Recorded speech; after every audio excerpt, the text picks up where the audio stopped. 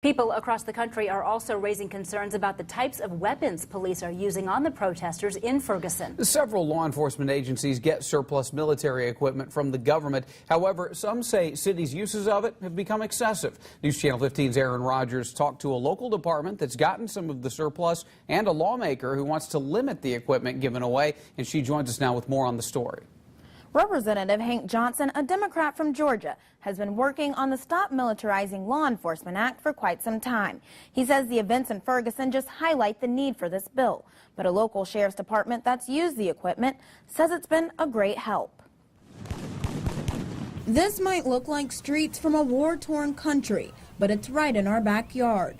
These are images of the Ferguson Police Department in Missouri, just 6 hours away. Return to your vehicles. Ferguson is just one of the many police departments across the country that's received old war equipment from the government. If we're not using this stuff, what are they going to do with it? The equipment's mostly free. The departments just have to apply for it, or they can use government grants to buy it. In Indiana, there have been 12 MRAPs given away, the armored trucks built to withstand roadside bombs. The Huntington Sheriff's Department got some military assault rifles and these Hummers. Sheriff Terry Stoffel says they were a blessing during the harsh winter. The winter, we were able to use those to get where we needed to get to, as far as delivering medicine or food or getting somebody. Sheriff Stoffel says all of his men were properly trained on the equipment. But one lawmaker says some of the weapons shouldn't be routinely used against Americans and just given away by the government.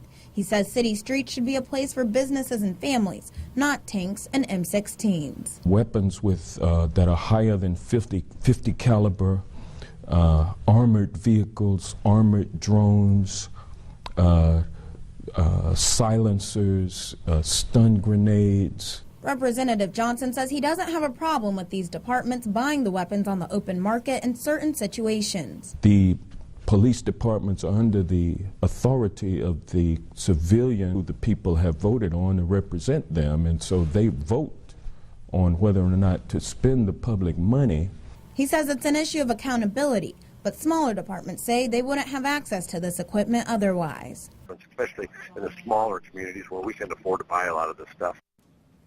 Sheriff Stoffel says his department has to do weapon checks quarterly. He says there's a lot of accountability in the Pentagon's program, which began in 1991. In those 23 years, departments nationally have gotten more than $5 billion worth of surplus equipment. Mark, back to you.